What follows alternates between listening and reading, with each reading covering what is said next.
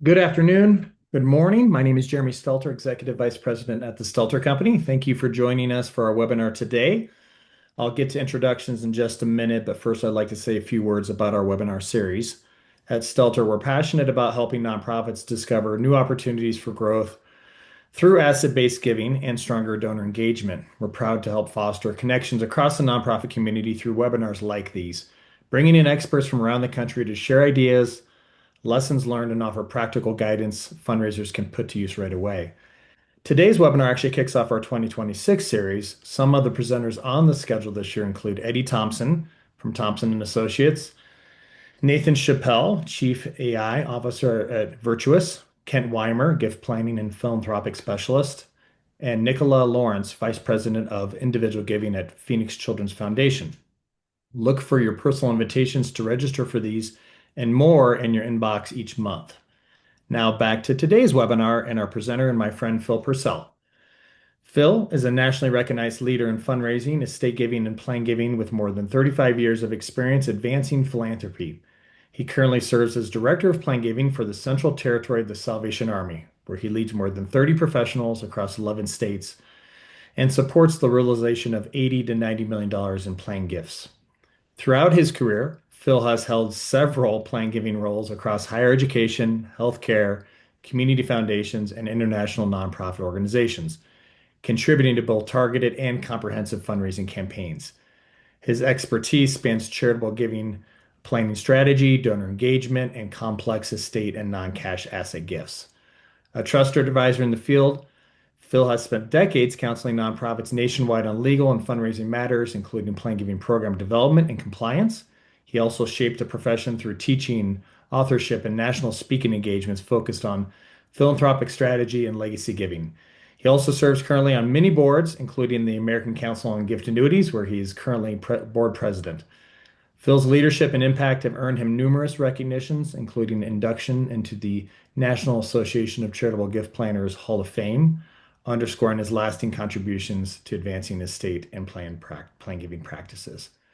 Phil, thanks for joining us to explore how a blended approach can unify your fundraising program and strengthen results. We appreciate your time and expertise, Phil. It's always a pleasure to have you. Thank you so much, Jeremy, for the kind introduction, which reminds me always of how old I am. But thank you, it's very kind. And to Jen for her wonderful support in putting together today's program. We do have a lot of slides we're going to get through today.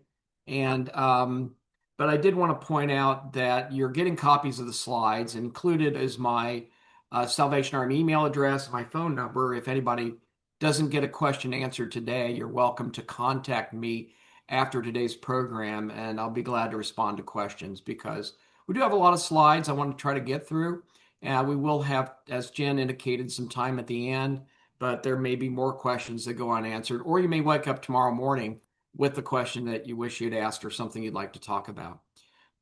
So I very much look forward to this topic of blending gifts for success. I'm reminded when I started in plan giving those many years ago, my mentor supervisor looked at me and said, Phil, I want you to go around the country and talk to our alumni. And these were all at that time, of course, a World War II generation alumni, about including, in that case, Rose-Hulman Institute of Technology, where I worked at the time, in their will. And that was my instruction. And away I went. But as time went by, sooner rather than later, I realized that, oh my, planned giving is so much more than just necessarily asking individuals to include a provision in their will. Now, don't get me wrong, including a provision in the will is number one. It's a very, very important strategy and important metric for all of us to aspire to. But that said, I think by now, all these years later, we realize that planned giving and the art of blending in particular, of incorporating different types of planned gifts with different types of complex asset and outright gifts is now best practice. And so in today's presentation, I'm going to focus on two categories of blending. The category that I call macro are blending within the context of a fundraising program.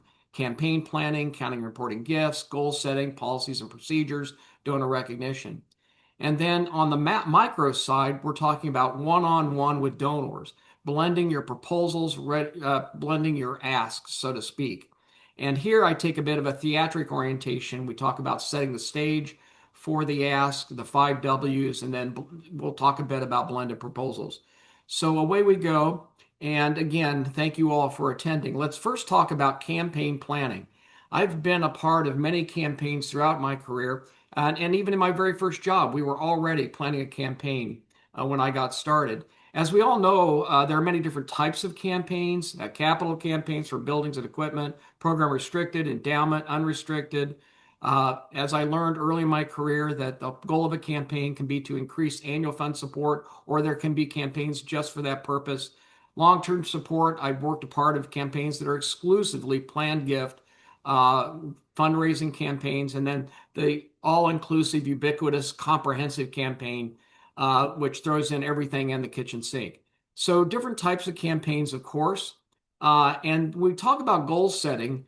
There are different types of issues relative to blended goal setting. There's ranging from the initial feasibility study through different types of goals. And then we'll also talk a bit about a challenge match idea, which I really love for planned giving.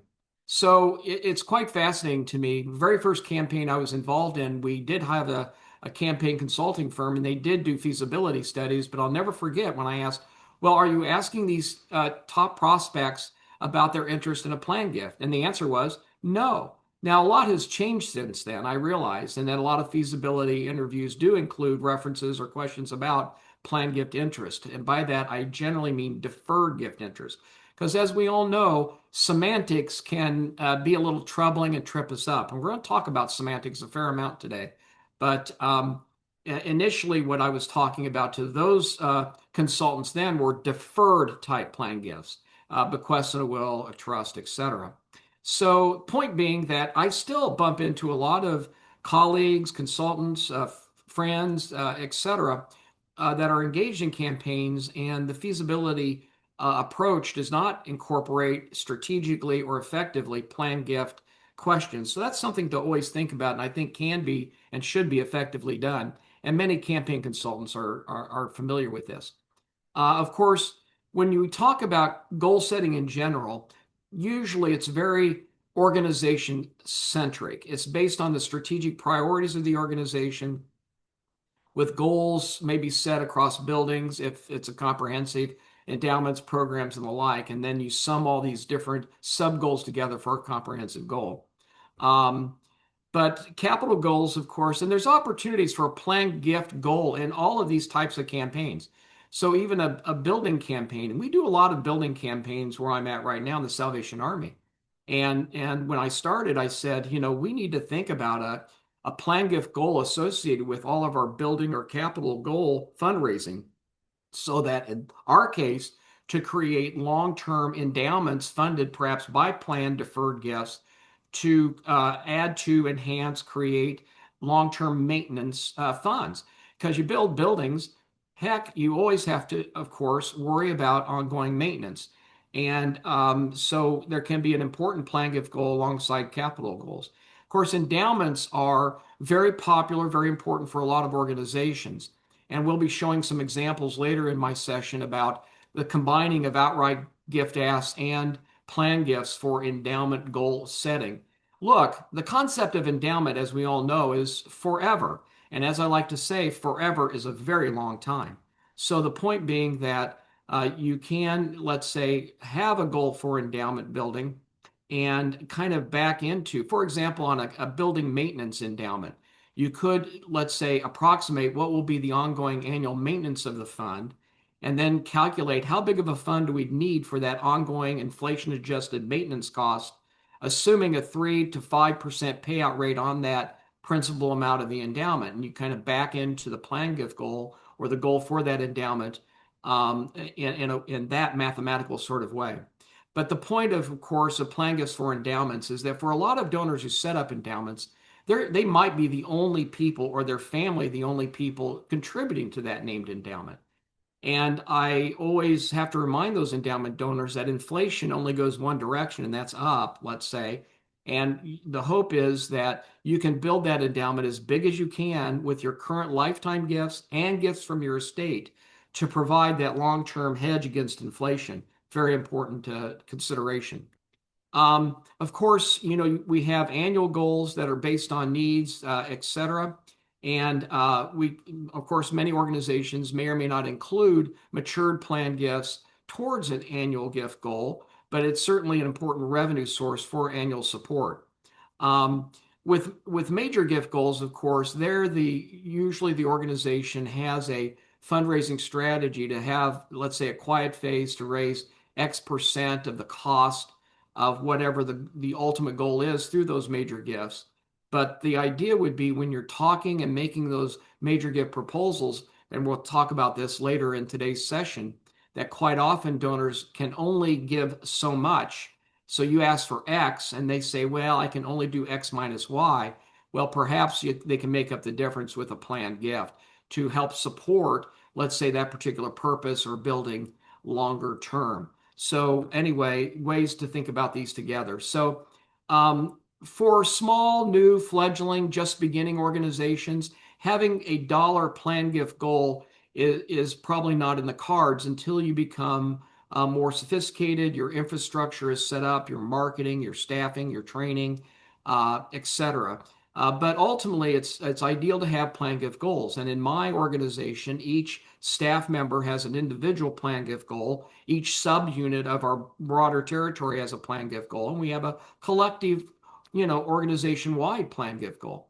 And that's just on an annual year in, year out basis. And we evaluate trying to increase our dollar goal and plan gifts every year. Now, that's not a part of a campaign. That's just annual goal setting.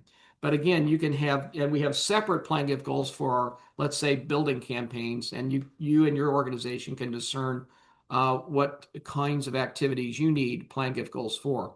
So quite often, sometimes, especially when I'm talking to boards of directors or finance offices who are distressed over the need for current dollars. And, we as plan gift fundraisers know more than anybody, alongside our colleagues, how important revenue for meeting current budget requirements is. And so, but we don't want individuals in our organizations and our leadership to think of plan giving as the beast being dollars in the future, not helping us with needs today. And rather, we need them to see that plan gifts are a beautiful thing and need to be incorporated with our current gift fundraising strategies. So the idea is beholding beauty. And one thing we like to always know is that beauty is in the eye of the beholder. That's a phrase we all hear. And in this regard, I often show or share this slide. This is a slide I first saw in law school by a professor in a class on legislative drafting, interestingly, of all things. And what he said when he showed us this slide is if you look carefully at the picture, one way to look at it is a young damsel with her head turned, and you'll notice a petite nose and eyelash on the left side of the profile. And then you look at in a different aspect, and it looks like an older woman with a nose, a chin down below, etc. So perspective is everything. How you see things can vary a great deal. And let's face it, looking at plan gifts, some people would see a beautiful thing, others may not because of its deferred nature. So in any event, when it comes to defining plan gifts, you can see that how we look at a dollar amount for a planned gift varies based on who's beholding the planned gift. So beauty is in the eye of the beholder in terms of value. As we all know, the tax benefits for planned gifts or any type of gift are defined in the Internal Revenue Code. So that's one way of defining a dollar value for a gift. Another way is Financial Accounting Standards Board standards. For example, revocable plan gifts don't get any tax benefit. And if they're revocable, then they're not on the financial statement for FASB purposes until the gift is in probate. On the other hand, there are various ways to think about valuing these planned gifts, whether revocable or irrevocable. And National Association of Gift Planners has created some valuation standards you might want to take a look at, available at their website. Furthermore, how we establish a dollar goal for personal fundraiser performance metrics. This isn't a standard or a metric that's imposed on charities by IRS, the tax code, FASB, or even, let's say, necessarily our business office. So these performance metrics are based on your organization, ultimately approved by your leadership, maybe your board of directors.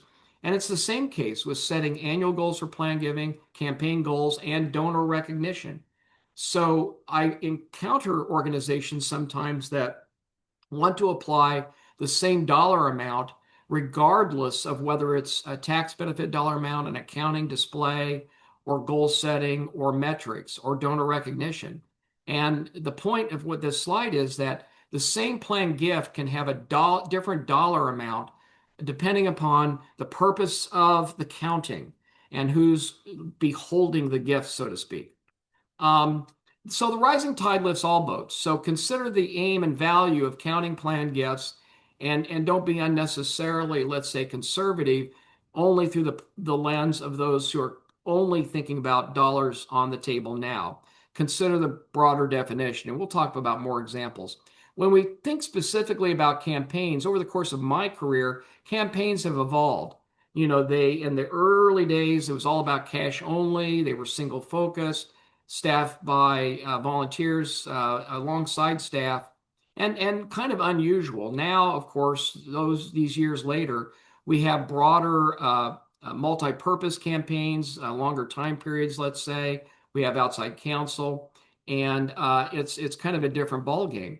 So, in addressing these changes through campaigns, both the National Association of Gift Planners and CASE have created recommendations. So I want to share the recommendations from CGP that with regard to fundraising campaigns, we look at gifts, planned gifts, in three separate complementary goal sets.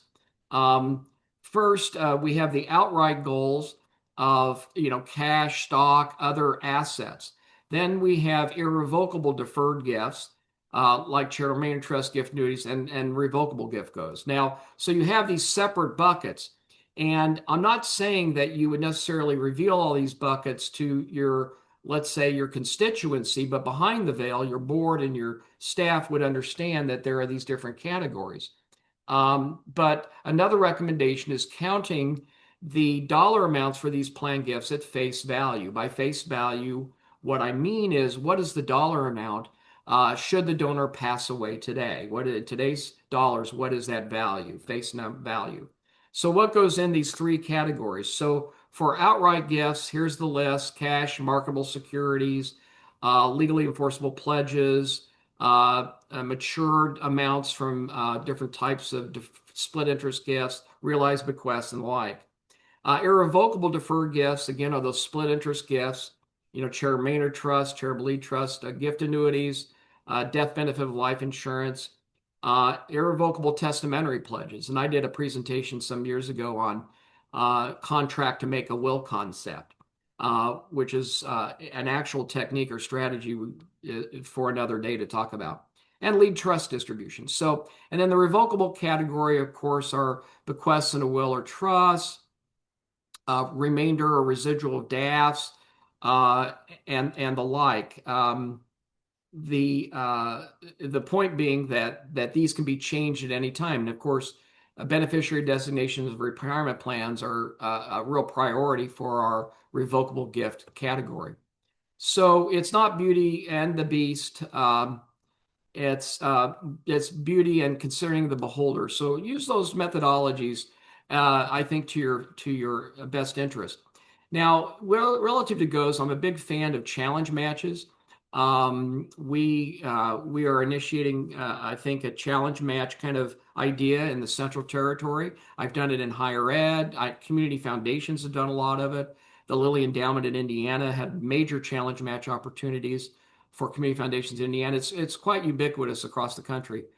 So the idea is either the organization or individual higher net worth donors, or perhaps a board of directors or a combination of people, offer up current dollars, current money, in exchange for constituents committing planned gifts. So it's perhaps current gifts being used as upfront challenge matching for people who might then do a deferred gift or a combination of that. So here's a match example that we actually used. I worked in an organization where the minimum for a named endowment was $25,000.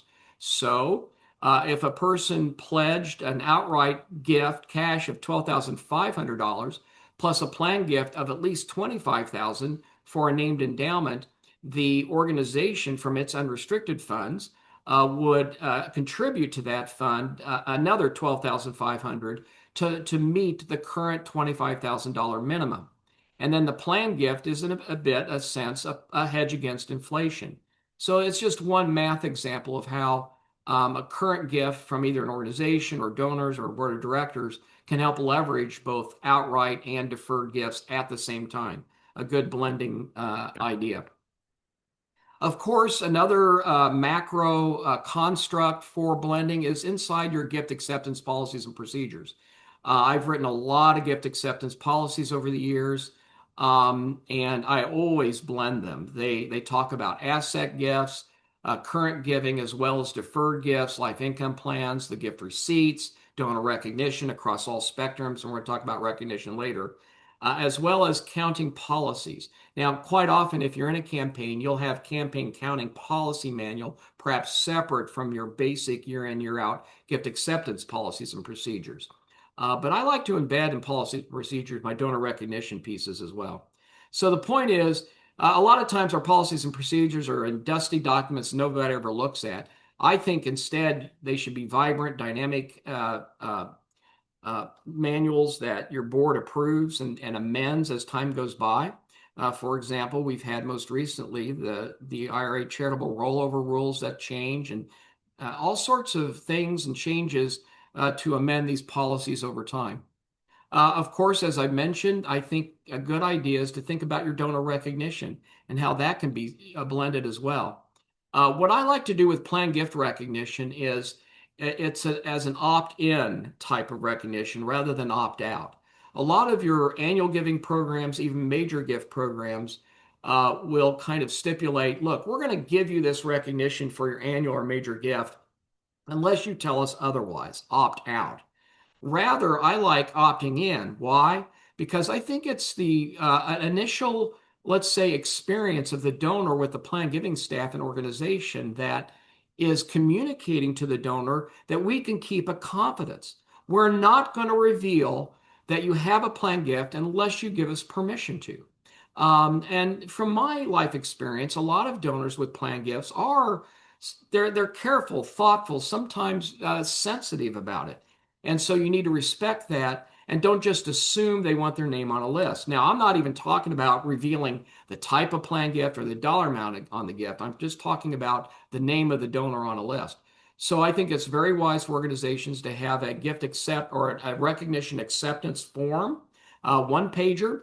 And, on that form, they can indicate their willingness to be recognized on a list of names publicly, website, in your stewardship reports, on the plaque, or wherever you put these names.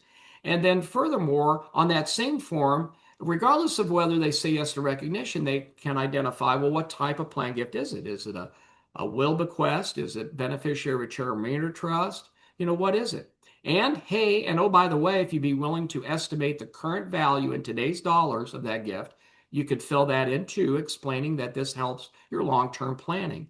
So this kind of one page, it's billed as a donor recognition acceptance form, but it can contain a lot of other information that's very helpful. So you can have these plan giving societies exclusively for these deferred type plan gifts. Now, other organizations have, for example, endowment. In addition to endowment naming, you can have plaques and lists for all endowment donors. You can also have annual loyal giving societies. And hey, guess what? When I was in one higher education organization, we had a 20 plus year loyal giving society. Now, if you missed a year in those 20 years, they'll probably give you the recognition.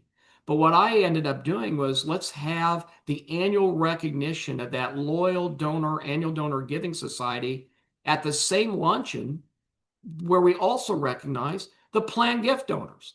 So we cross-pollinated. Now there was a lot of overlap, as we all know, a lot of correlation between loyal annual giving and deferred gifts, but that's an example of blending the recognition even with a recognition event. Um, Also, I've had much experience with cumulative lifetime giving recognition, where the face value of planned gifts are counted along with current lifetime gifts towards levels of cumulative lifetime giving. Uh, Building in rooms, campaign recognition, all for planned gifts. I worked at organizations where buildings were named after primarily large planned gifts. Now, a lot of paperwork and documentation for those kinds of opportunities. So lots of creativity possible with blended donor recognition. Um, so here's an example. Values used for lifetime cumulative gift recognition society recognized now for future pledges. You could add those pledge amounts in. Face value of irrevocable gifts, and let's say face value of revocable gifts for folks age 55 and older. So some organizations may prefer not to, if they're age 35 and they say, I've got a life insurance policy for $1 million, well, the board might want to say, we're not going to give $1 million recognition for someone under 55 or whatever the age might be, but we'll do a present value calculation for those younger deferred gifts. That's just an option to think about. So again, we've talked about website, display, plaques, all events, all sorts of ways to do it. Now, in addition, of course, you've got to have blended stewardship. As Russell James research has indicated, as people age, and an extraordinary percentage of the dollar amount of deferred gifts come by people age 80-ish and up. And furthermore, increasing evidence that even in that crowd, they are willing to make changes to their plans. So if you're not showing the love, if you're not showing the appreciation, or some other charity catches their interest, don't take for granted that that revocable gift is yours locked in forever. So stewardship is very, very important. Now let's face it, when we're stewarding, meeting with donors, saying thank you, taking them out to lunch, sending them material, we do an annual stewardship report to all of our plan gift donors, thanking them and sharing information. It's a little different than an annual financial report. It's more of a thank you from our CEO with some donor stories, some information about our trust, gift annuity investments, and how to do different kinds of plan gifts. But again, it's just part of the package of stewarding or showing love to our donors. And but the point is that a lot of these, especially plan gift donors, also are annual gift donors. So many of them are major gift donors, a lot of overlap. So you've got to blend this stewardship, recognizing, saying thank you for all their forms of philanthropy. Of course, I think writing gift receipts and providing annual endowment reports, gift annuity or chairman trust, annual financial information, all parts of a broader based stewardship program. So now we've gone through these kind of macro concepts. Now I want to spend a little time on the micro aspects of blending gifts in the ask. We've talked first in today's presentation about the infrastructure of the plan giving program. Now I want to shift gears and talk more specifically about one-on-one proposals and making asks. Now, let's face it, lots of challenges for organizations, need for more cash, impact of market ups and downs, desires to grow programs, and the need for cash for doing that. Um, and we all understand that for many nonprofit organizations, the cost of staffing, FTE time, is the number one expense, program expense, with marketing, maybe sometimes a close second, sometimes a distant second. But the point is that you can talk all day about strategies for plan giving, blending plan gifts. But you know what? If there's nobody at your organization with the words plan giving anywhere in their job description, then odds are high that you're not going to have maximized or any success in plan giving. People on your staff need to feel responsible for doing whatever steps are appropriate for your organization at that time to promote plan gifts. And so this blending of staff positions can be good or bad, is I guess what I'm saying, is that if you have a blended staff position, major plan gifts, the question is, where's the hot point? Are they getting more pressure to close current cash gifts? Do they have any time whatsoever for planned gift activity? Now, the fact they have a job description that includes plan gift, good idea. Now the key is, what are their metrics? What's their job description accountability factors relative to plan giving? And are they doing those things year in, year out? That's the important part of it if positions are indeed blended. Uh, and not only, as we all know, are there challenges and concerns for organizations, they are for donors as well. Folks often are uncertain about the future, need for dependable income, loved ones. You think of Maslow's hierarchy of needs, of course, and taking care of self, family, loved ones is always at the top. And then further down along the pathway to self actualization is the idea of helping others through charity.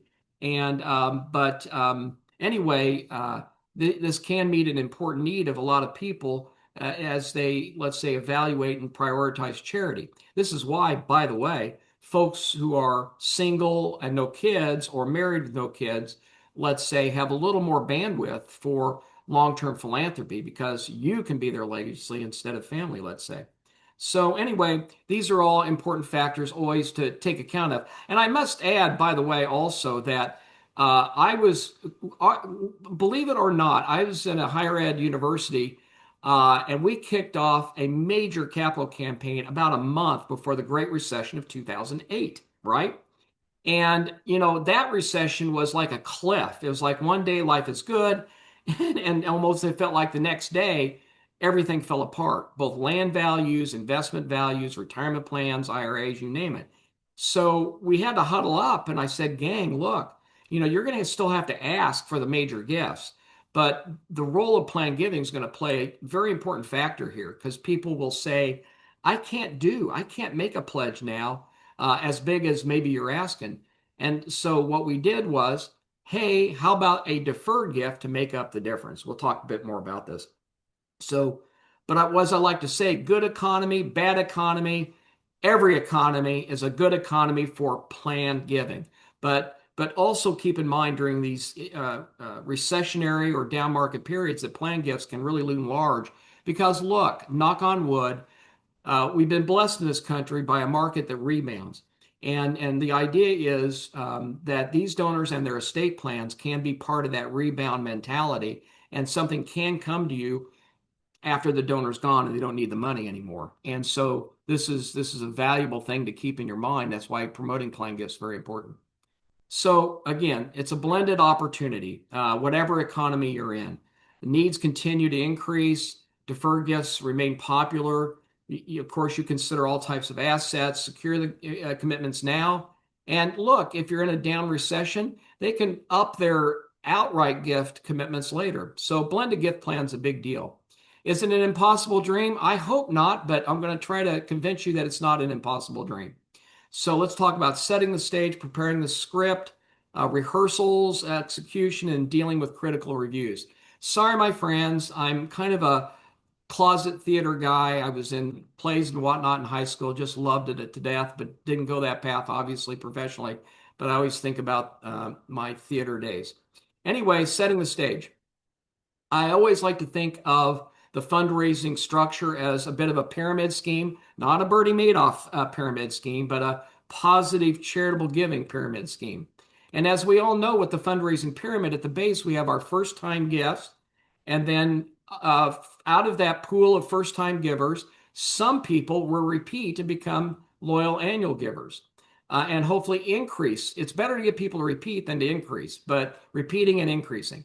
And then from that pool of donors, major gifts. Now, a lot of major gifts will come not from your pool of loyal annual givers, but also outside the pyramid as well as major gift donors. And at the top of the pyramid, the planned gifts. And there are secrets to this pyramid. As we all know, as we move up the pyramid, the number of donors decreases, average gift size goes way up. The nature of the relationship becomes very personal. People say to me, but Phil, we got a probate notice from Mary, and nobody knew Mary. Well, my response to that is, well, Mary knew you. She knew you well enough to include her in her will. She included you alongside her family. She thought of you like her family. Now, in a way, I'll say also, shame on you for not finding out about Mary before she passed, to at least say thank you. But the point of it is that maybe if she had been a long-time annual donor, if you had strategically blended plan gift requests for information, you might have found out about Mary before she passed. But I'm saying, though, that generally the nature of the relationship between that donor and the organization gets more personal as you move up. Marketing strategies get more personal. With the base of the pyramid, mass marketing, a lot of impersonal sometimes approach to it. But as you work your way up, especially with plan gift proposals, it's very personal. What are their interests? Very donor centric in many respects, and not organization centric.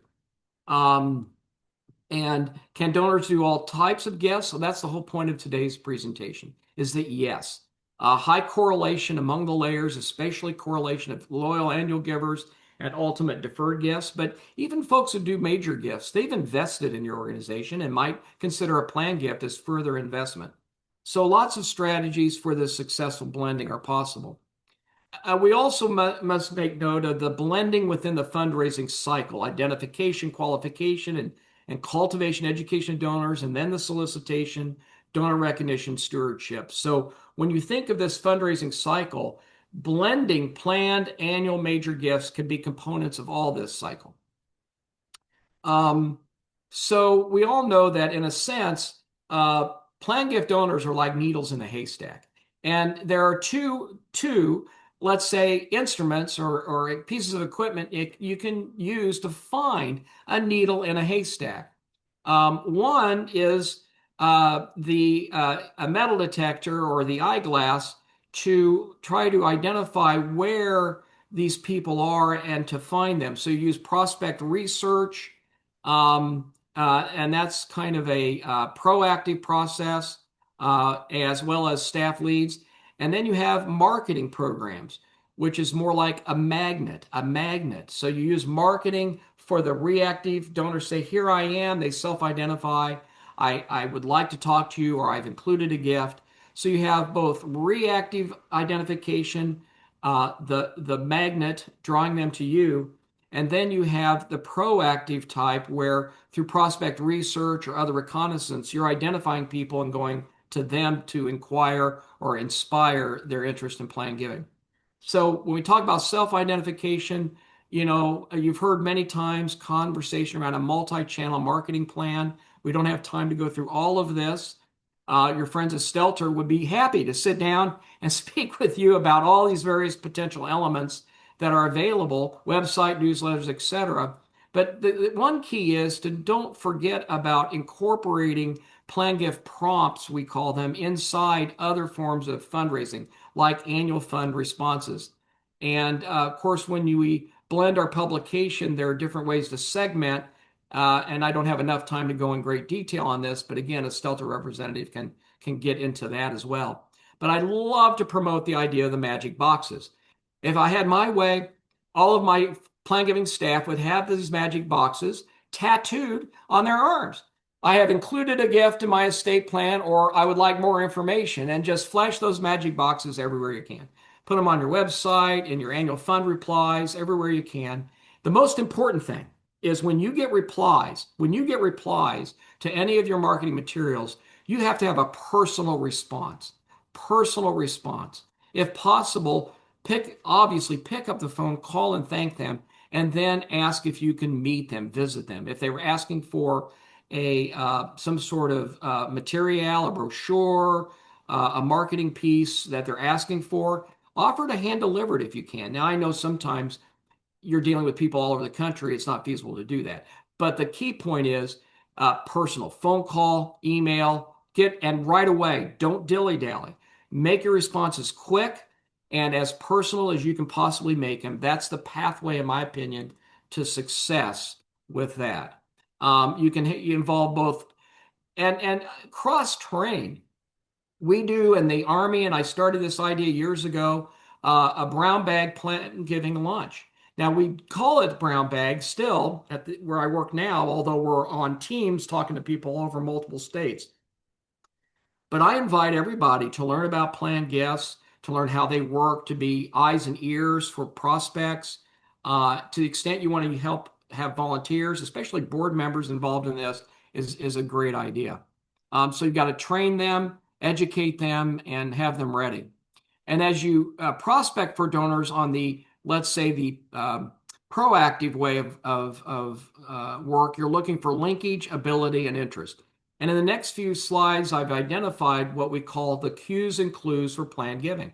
So anybody who's talking about estate planning, the point of the fact is that the best plan gifts are always done in the context of an estate plan. The problem is you don't know when people are estate planning. So you've got to continue your marketing like waves on a beach with a hope that people will respond at the right time. Timing is everything in life. Who we marry, where we go to school, our jobs, etc. Timing, timing, timing. And so if you're going to promote plan giving in a blended way, you got to do that as, let's say, as consistent like waves on a beach as possible and blended within as many, in your if you're higher ed, your alumni magazine or your other newsletters or programs. It doesn't help to mention it once in one publication every 3 years. No, you've got to be consistent and you've got to maybe reach out to as many people as you possibly can. So I am oriented towards saturation marketing, but with very specific, let's say, pieces of information, donor testimonials and the like. But so people who talk about estate planning, wow, that's a big cue and clue for plan giving. People and their different kinds of assets. Do they have retirement plan? Do they have appreciated assets?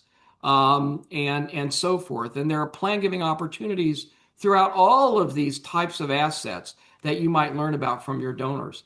Donors who express tax concerns around income tax, capital gains tax, if they talk about estate taxes, oh my gosh, you tend to know that they are the half of 1% of our country that definitely needs to be thinking about philanthropy.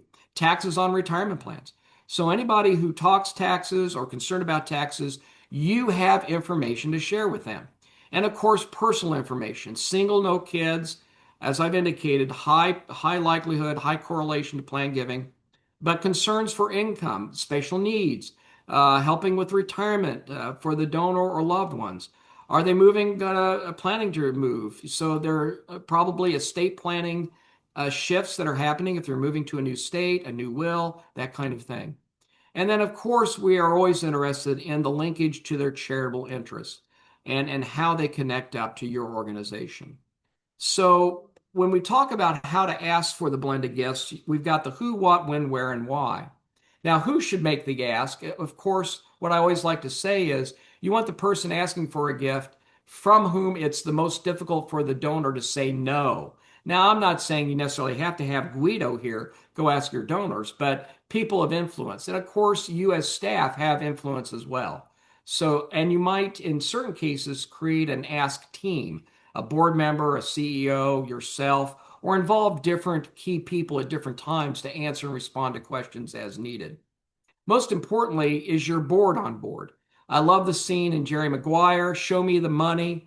And his response, Jerry Maguire's response to his client was, you got to help me help you. You have to help me help you before I can show you the money. So your boards of directors need to be on board with their personal giving, their involvement on a committee. They can help with identification of prospects. Now, some board members will not be good at asking for gifts, but they can give you leads and maybe make introductions. And of course, they're a part of budget setting and goal setting. Very important for boards to be on board with planned giving. Now, how much you ask for, it's sometimes difficult to think about asking for a specific gift for a planned gift because one thing you don't want to have happen is undershoot. So you got to be very cautious about planned gift asks. Now, you've got minimums for endowments you've got to consider, maybe naming recognition levels and that sort of thing. So when we blend proposals, you do have to worry about semantics. For the point of it is that for most donors, their planned gift is of a major gift size. Planned gifts on average are big, major size gifts. And all major gifts require planning of one stripe or another. They involve tax considerations, professional advisors, and the like. So we don't have to overplay our semantics on our donors. Rather, we just educate donors of the options and what's available for them. And as we all know, there are different categories of plan gifts, the plan gifts that help now, that help later, that pay income, and we can pick and choose from these menus. But there are many times I've started out with a proposal for a donor of one type, and then went into another type once I learned more. Now, what I tell my staff is the one key plan gift you can include in all proposals is the sample language for a will and trust. That's the ubiquitous number one thing that you can always put in front of a donor and ask them to consider. And they may still do that and do other options as well. So the point of all of this is to maximize blended philanthropy for our donors. And you'll get pushback sometimes that too much is too confusing, could create delay, and you'll have some staff who will think of major and planned gifts especially as an either or scenario. And my responses are if you use a simple format, realize that planned gifts rarely come from current income and perhaps different motivations. And you can have a format for a pledge that's quick and easy to follow up that includes a planned gift. You can make this happen. And keep in mind that we're, as we all know, on the cusp of this boomer generation of wealth. And more than anything, what I tell my leadership is the time is now. The time is now to have the blended gifts, to maximize your marketing potential, and to go after this, this boomer age, which of course is older than 45 to 60, but the high net worth study shows that those high net worth individuals, even if they're not necessarily boomers, are interested in plan gift activity. But the time is now for this type of blending. Now, of course, you can have the single ask for an annual gift, the double ask for an annual gift and a multi-year pledge plus a major gift. But I'm thinking about we can do the triple ask, annual, multi-year pledge, a major gift maybe, and a planned gift, or even better yet, the quadruple ask. Now, you don't have to do all this asking at once. You can layer it out with donors over time. But the point is, think broadly about all that a person could possibly be interested in doing for your organization. Some examples are a major gift pledge for a building, and then a statement in their will that says, if I die during the pendency of this pledge, the balance is paid from my estate. Another example is I'm doing an IRA rollover, a QCD. Well, those people have self-identified. You need to talk to them about a beneficiary designation of their IRA or using the rollover maybe to pay the premium on a donated life insurance contract. Another example is I've got a gift annuity or CRT paying life income. And then at some point, maybe a donation of some of that income for an annual pledge or a major gift. I've had donors do that. They keep the CRT or CGA, of course, in place, but some years they take the income and use it as a current gift. Or in some cases, an early termination of a gift annuity or charitable trust when they don't need the CGA or CRT income anymore, or the residual is going down, early termination to accelerate the principal gift plus a gift of their income interest.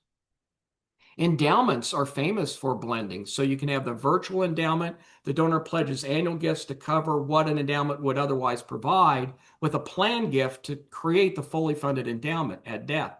Or the philanthropic mortgage, where the donor's annual commitment covers the endowment program, but includes additional money every year, socking away for an endowment that is achieved over a pledged period of time. Or you're getting income from charitable lead trusts or a donor advised fund, maybe even building towards an endowment, and then ultimately the endowment supports a program, or adding in a bequest from a deferred gift to add to that endowment. And keeping in mind with donor advised funds that they all, donors tend to think with donor advised funds that they'll die with nothing in their account. The odds are not so. Rather, they've got to identify a residual of that DAF. And every DAF donor you have, you need to talk to them about naming your organization for the residual of that donor advised fund. So timing, you constantly need to be thinking about proposals and getting the time right with the donor. It's tough to know, but it's only better if you have a good relationship. And obviously, you want to make these proposals as personal as possible. And I have some slides in here I don't have time to go into on creating a case for support. There are different kinds of case for support, but you're trying to connect the dots and inspire in the minds of your donors why their planned giving is important. And here's a slide with all the various, I sometimes call it Maslow's hierarchy of donor needs or donor interests or donor motivations. And a lot of our donors, you don't know necessarily what their motivations are, but and they can be multiple tax savings and helping, prestige, family legacy, all sorts of great motivations. So You need to prepare a proposal format. I put on some slides different types, whether it's a single ask, incorporating different types of donor ideas, along with your case statement as to why you need endowment or capital support or long-term unrestricted operating income support, as well as proposed donor recognition. A specific plan gift proposal could include the cover letter and maybe a matrix or summary of a menu of different plan gift options with descriptions of how they benefit them, along with maybe if it's a gift annuity idea, including a financial illustration, sample forms, a sample endowment agreement, sample annuity contract, brochures, and always, always, always in every proposal, your sample bequest language with your correct legal name, tax ID number, etc. If you have a pledge agreement, they want to make a pledge, they can make a pledge of outright gifts and a pledge of a deferred gift at the same time. Now, they can say, look, I'm pledging this amount, and I will eventually get you the estate documentation once I meet with the lawyer. Get them to sign the pledge agreement even up front. Then you can work later at meeting with a lawyer, getting the will worked out or the beneficiary forms worked out. But they're pledging that they will do that and get you that documentation. So break a leg and get out there, rehearse, and have excellent elocution of use stories, stories, stories, testimonials of what other donors have done. That's golden, and use those in your marketing materials and in your proposals. Share a story, and then you always have to transition to a close. So I put on these slides some words you can use to transition to a close. Are you interested? Would you like to hear more? And then sometimes then you've got to say, would you be interested in including us in your will? I've told you about why we need it. Are you interested? Will you do it? And seek to a close. So you can read these slides at your leisure, but I've put some words in here that you may want to consider mimicking and using. Now, remember that people will ask questions. They'll talk about assets. It can go in any one of many, many directions.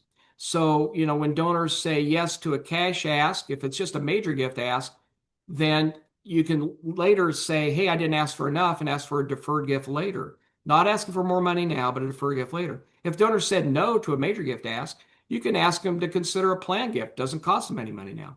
Or if they do something less than the major gift ask, use the plan gift as leverage to make up the difference. It'll usually be more than the difference. So responses to critics, I don't think I have enough time to make a major gift. I could show you how, would you be interested? I want to retain assets for my heirs. If I can show you how, would you be interested? And you've got to understand there's a plan gift opportunity no matter what the critical response is. But I need income for my retirement. If I can show you to convert assets for retirement income, but taxes already erode too much of what I have. If I can show you how to save taxes, all sorts of responses. So the question is to blend or not to blend. And my encouragement to you that if you do blend, you will have success and you will get a standing ovation from your colleagues, your board of directors, and everybody for maximizing philanthropy. Jen, we'll stop there. Incredible, Phil. Great. Thanks so Incredible. much, Phil. I know we Very went through those really fast towards the end, so just be rest assured that you are going to have access to the slides in a PDF format. So you can see all of that great language that Phil gave, all of the checklists, all of the responses to the objections. You're going to have all of that. So we did have a couple questions come in. You had talked about the stewardship form and asking certain questions on that form, and maybe even asking if they would reveal the amount of the gift. Yeah. We've had someone that has had some pushback on that. Do you have any strategies for getting someone to reveal that? Well, look, they don't have to fill out all lines on the form. You just tell them whatever they're comfortable sharing. I mean, this is not a pressure kind of scenario. And I like doing it in the context of the recognition because your opening to the form is you've told us about your plan gift. We'd love it if you would agree to be recognized. And so the form asks them, how would you like your name spelled? And then it's a segue into then saying, it would really help us for our planning to know, what type of gift is this? Is it revocable, irrevocable, will bequest, whatever? Check box, the right box. And if you'd like to reveal dollar amount. Yes, a lot of people don't want to tell you a dollar amount. They don't want you to count your chickens for their hatch. And they may not be certain exactly what that dollar amount is because it's a percentage of their estate. and they don't know when they're going to pass. So, but the good news is that some do. Some people do fill out the whole form, and that's what you're looking for. But you don't make people feel bad if they don't. That's my strategy. Gotcha. Well, incredible wealth of information, obviously, and resources that we're going to send on. A lot of people are requesting the policies to, and obviously, we'll send those on. Some other sample language that we'll provide in the follow-up. Question just came up here, which I think is a good one too. What's your best response to overcome the idea that people think they can give to charity or their grandchildren? How do you show them they can do both, especially when plan giving is involved? Right. Well, for a lot of people, the question becomes, and this is always best done in the context of a broader estate planning, exactly how much do you want your kids or grandkids to get? Now, look, I worked with a lot of donors for whom their kids or grandkids are by far number one. And that's a difficult thing to go up against. But the question will become how much do they need? How much do they want? And that's also part of their broader estate planning considerations they have to take account of. But that's where percentages are so helpful. I mean, even if it's 1% for charity, great. And 99% for the kids. In those contexts, it seems like, well, yeah, I'm overemphasizing my kids what I want at 1%. Now, the wealthier the person is, or as their estate goes up, that 1% is going to get bigger and bigger. So I think thinking in terms of percentages is a good way to go with those kind of conversations, but also promoting them that they really should sit down with estate planning professionals and work out. What people often discover through estate planning is, oh, I can do more than I thought I could. People make assumptions based on their limited knowledge of their estate, their values, and all of that. And, people spend more money going out to eat than they will on their estate planning. It's crazy. And people need to, like, okay, go for a few months, don't go out to eat. Take that money and go hire a lawyer to do your estate plan, talk to your accountant, talk to your investment advisor, and put the plan together, for gosh sakes. And that's another key attribute, I think, is estate planning. Thank you so much, Phil. We are out of time. I have a slide up here. If you do have additional questions that you want to ask Phil, he is open and ready. He said he loves to talk with you and engage with you. So his email address is on the screen right there. You can also reach out to Jeremy or me if you have any questions about Stelter and what we do here. Like I said before, we're recording. You'll get the recording and the handouts and also some of the other things you asked for, gift acceptance policy samples, donor intention forms. Stelter has some of those samples. I'll ask Phil if he has any he wants to share. I'll send those out to you. And that's the end. And thank you so much. We hit exactly at the top of the hour. Great job, Phil. Thank you, Thank you Bill. so much for being here. And thank you all. We had about 200 and I think 70 people on the call with us today. So thank you for spending the last hour with us. We appreciate your time. We hope that you found it beneficial and look for your next invitation to our webinar in June. It'll be in your inbox within the next couple weeks. Thanks so much, everyone. Have a great afternoon. Bye bye. Bye bye. Take care.